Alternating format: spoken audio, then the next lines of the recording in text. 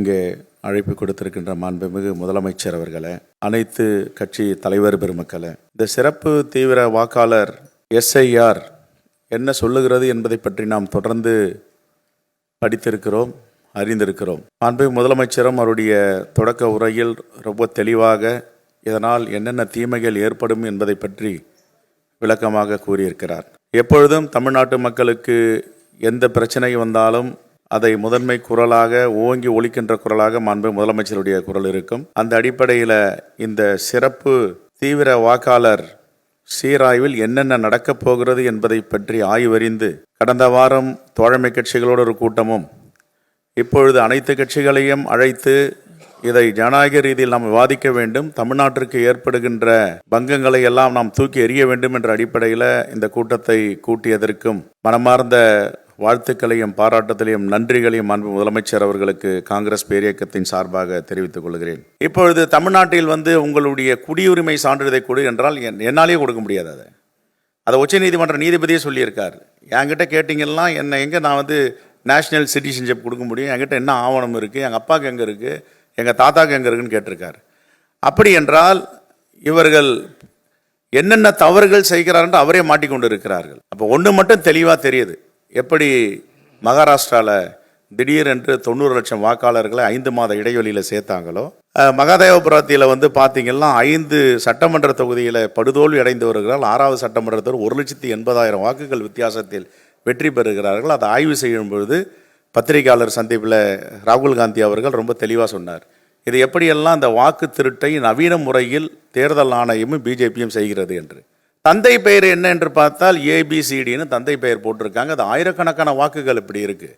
முகவரி என்னன்னு கேட்டால் நில்லுன்னு இருக்காங்க. இப்படிப்பட்ட அவலங்களை எல்லாம் நாடு முழுவதும் பரப்பி வருகின்ற தேர்தல் ஆணையம் ஒன்றிய அரசும் தமிழ்நாட்டில் இதை செய்யக்கூடாது என்பதற்காக தான் மாண்புமிகு முதலமைச்சர் இந்த நடவடிக்கையை துரிதமாக எடுத்திருக்கிறார். மாண்புமிகு முதலமைச்சர் எடுக்கின்ற இந்த நடவடிக்கைக்கு காங்கிரஸ் பேரியக்கம் உறுதுணையாக இருக்கும். இரண்டாவதாக, இப்பொழுது இவர்கள் 4ஆம் தேதி நவம்பரிலிருந்து டிசம்பர் 4ஆம் தேதி 1 மாதத்தில் முடிக்க வேண்டும் என்றால் பருவ மழைக்காலங்கள் தொடங்க இருக்கின்றன. நம்முடைய மாநகராட்சி அதிகாரிகள், அரசு அதிகாரிகள், வருவாய்த்துறை அதிகாரிகள் எல்லாம் இந்த வெள்ள மீட்பு, அவர்களுக்கு நிவாரணம், இந்த பணிகளில் இருப்பார்கள்.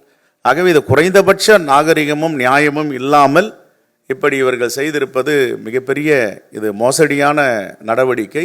இங்கேயும் நியாயமாக சுதந்திரமாக ஜனநாயக அடிப்படையில் வெற்றி பெற முடியாது என்பதால் குறுக்கு வழியில் எப்படியெல்லாம் தேர்தல் ஆணையத்தை பயன்படுத்தி வெற்றி பெறலாம் என்று பாஜக முயற்சி செய்து கொண்டிருக்கிறது. அதற்கும் தமிழ்நாட்டினுடைய உரிமையெல்லாம் தாரை வார்த்து கொடுத்தவர்கள் இப்பொழுது மீண்டும் வாக்கு அதிகாரத்தையும் வாக்குரிமையும் அரசியலமைப்பு சட்டத்தின் பால் பெற்றுக் கொடுத்த உரிமைகளை அவர்கள் எடுப்பதற்கு உறுதுணையாக இருக்கிறார்கள்.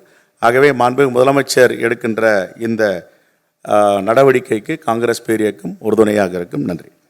அனைத்து தலைவர் பெருமக்களுக்கும் என்னுடைய பணிவார்ந்த வணக்கத்தை தெரிவித்துக் கொள்கிறேன். எஸ்ஐஆர் என்னும் ஆபத்தை எதிர்கொள்வதற்கு மாண்புமிகு முதல்வர் அவர்கள் எடுத்துள்ள இந்த அவசர நடவடிக்கையை விடுதலை சிறுத்தைகள் கட்சி வரவேற்கிறது, பாராட்டுகிறது. உரிய கால அறிவிப்புகளையும் செய்துவிட்டார்கள். இதை நாம் எவ்வாறு எதிர்கொள்ளப் போகிறோம் என்பது குறித்து மாண்புமிகு முதல்வர் அவர்கள் ஒரு வரைவு தீர்மானமாக முன்மொழிந்திருக்கிறார். அதனை நாம் வரவேற்கிறோம். இது வாக்குரிமையை குறிவைத்து நிகழ்த்தப்படுகிற ஒரு தாக்குதல் அல்ல, குடியுரிமையை குறிவைத்து நடத்தப்படுகிற ஒரு தாக்குதல். இந்த அரசியல் புரிதல் நமக்கு தேவை. குடியுரிமையை உறுதிப்படுத்துவதற்கான ஆதாரங்களைத்தான் கேட்கிறார்கள். ஆதார் அட்டை வேண்டாம் என்று சொல்வதற்கு அவர்கள் சொல்லுகிற காரணம் இது குடியுரிமையை உறுதிப்படுத்துவதற்கானது அல்ல என்பதுதான்.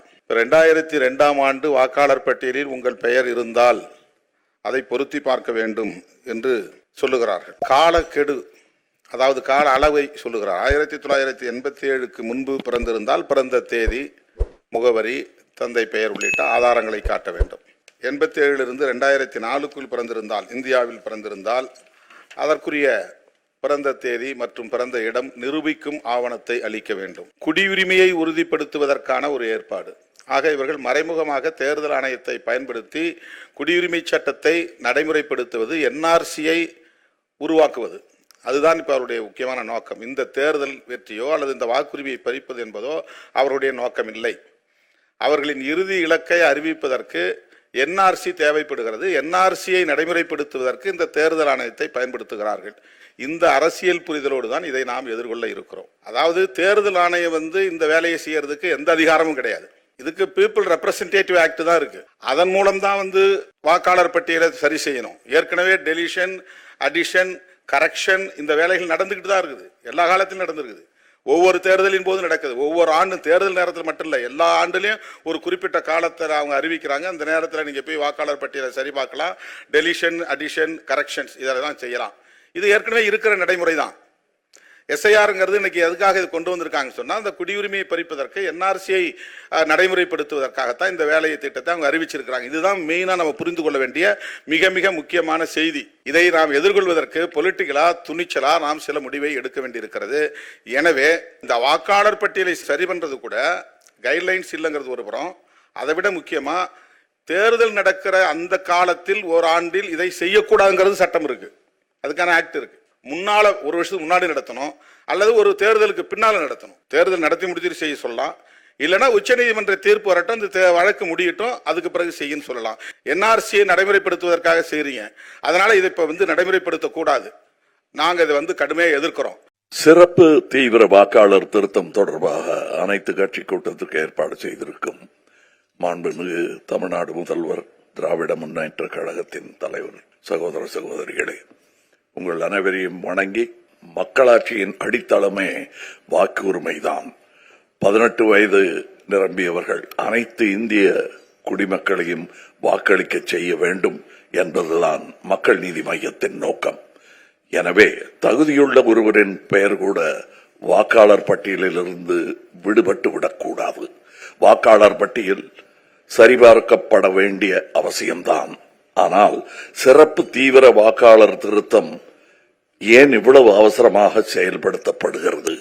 இந்த அவசரத்தினால்தான் பீகாரில் 65 லட்சம் வாக்காளர்களின் பெயர்கள் பட்டியலில் இருந்து நீக்கப்பட்டு அவர்கள் வாக்களிக்கும் உரிமையை இழந்துள்ளார்கள்.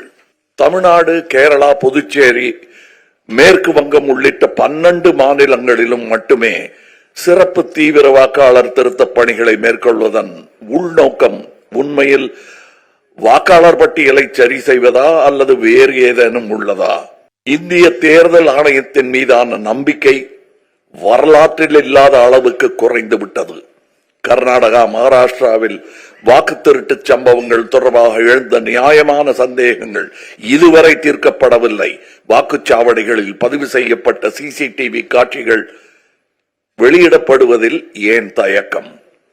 அலுவலர்கள் சென்றபோது வீட்டில் ஆள் இல்லை என்று கூறியோ, அபத்தமான காரணங்களை தெரிவித்தோ தகுதியுடைய ஒருவரின் பெயரை கூட பட்டியலில் இருந்து நீக்கிவிடக்கூடாது. சிறப்பு தீவிர திருத்த பணி வாக்காளர் பட்டியலில் உள்ள குறைகளை தீர்க்க வேண்டும். மேலும் புதிய பிரச்சனைகளை கொண்டு வந்து விடக்கூடாது. தேர்தல் ஆணையம் மீதான அவநம்பிக்கை ஜனநாயகத்திற்கு ஆபத்தானது. நடுநிலைமையுடன் செயல்படுகிறோம் என்பதை நிரூபிக்கும் பொறுப்பு தேர்தல் ஆணையத்திற்கு உள்ளது. எனவே அவசர கோலத்தில் சிறப்பு தீவிர வாக்காளர் திருத்த பணிகளை மேற்கொள்ளாமல் நிதானமாகவும் முழுமையாகவும் இப்பணியை 2026 தமிழ்நாடு சட்டமன்ற தேர்தல் முடிந்த பிறகு மேற்கொள்ள வேண்டும் என்பதே மக்கள் நீதி மையத்தின் நிலைப்பாடு.